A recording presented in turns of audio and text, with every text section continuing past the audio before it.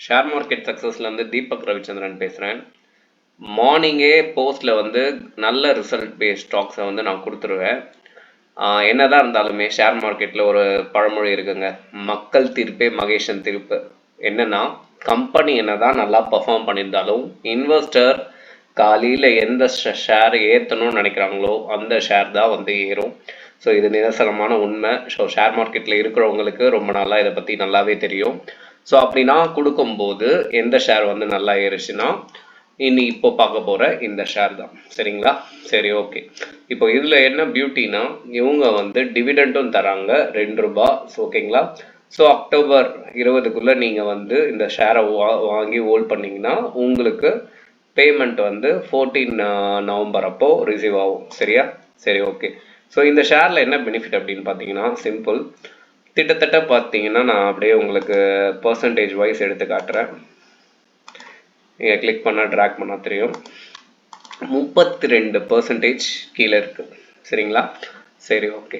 இப்போது இந்த ஸ்டாக் நல்ல ரிசல்ட் வந்ததாலே ஒரு கேப் அப் ஓப்பனிங் இங்கே நடந்திருக்கு. காலையிலே 4% ஏற்றிட்டாங்க. அதுக்கப்புறமும் இந்த ஸ்டாக் வந்து ஏறிச்சு. மற்ற நல்ல ரிசல்ட் கம்பெனியோட இந்த ஸ்டாக் நல்லா பர்ஃபார்ம் ஆயிருந்தது. சரியா? ஸோ என் கணக்குப்படி இந்த ஸ்டாக் கண்டிப்பாக ஒரு 1800 ஆர் 1900 போகிறதுக்கான வாய்ப்புகள் இருக்குது. ஏன்னா அடிமட்டத்திலிருந்து ஒரு இது நடந்திருக்கு. சரிங்களா?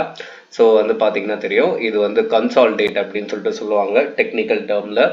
இதை உடைக்கிற மாதிரி இருக்கும்போது அது வந்து மேலே வந்து ட்ராவல் ஆகும். ஓகேங்களா? ஸோ ஷேர் மார்க்கெட் பொறுத்த வரைக்குமே ஒரே ஒரு விஷயந்தான், ஃபண்டமெண்டல் சிறப்பாக இருந்தால் மட்டும்தான் ஷேரோட மூமெண்ட் நல்லாவே இருக்கும். அதுக்கு ஃபார் எக்ஸாம்பிள் நம்ம கொடுத்த ஸ்டாக்ஸ் எல்லாமே தான். ஸோ நேற்று நான் கொடுத்த மாதிரி 32% இது ஏறி இருந்தது. இன்றைக்கி வந்து பார்த்திங்கன்னா அந்தளவுக்கு ப்ராஃபிட் போனதால் மறுபடியும் இறக்கி விட்டுட்டாங்க.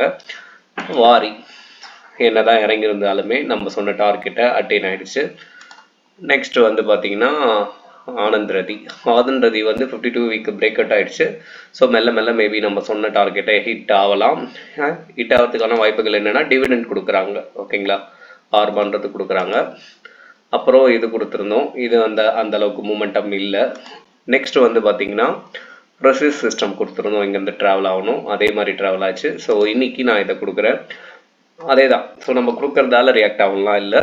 ஃபண்டமெண்டல் நல்லா இருந்தால் இன்வெஸ்டர்ஸ் எல்லாமே அது வாங்கலான்னு ரெடியாக இருந்தால் ஷேர் மார்க்கெட்டில் இது ஒர்க் அவுட் ஆகும். ஓகேங்களா? ஸோ நீங்கள் ஷேர் மார்க்கெட்டை நான் படிக்கணும், நான் வந்து இதை ஒரு பிஸ்னஸாக பண்ணணும் அப்படின்னு நினச்சிங்கன்னா அடிப்படை ஃபண்டமெண்டலை நல்லா கற்றுக்கோங்க.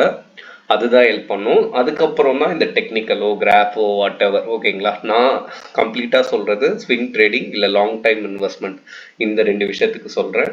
Not for daily trading R வந்து எஃப்என்டோ, இதெல்லாம் வந்து கம்ப்ளீட்டாக கிடையாது.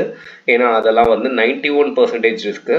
நம்ம ஒரு நார்மலாக ஒரு ஜாப் போயிட்டு ஒரு பார்ட் டைமாக இல்லை இன்வெஸ்ட் பண்ணணும் அப்படின்னு நினைக்கிறவங்களுக்கு இதுதான் வந்து கரெக்டாக இருக்கும். ஓகேங்களா? சரி, ஓகே.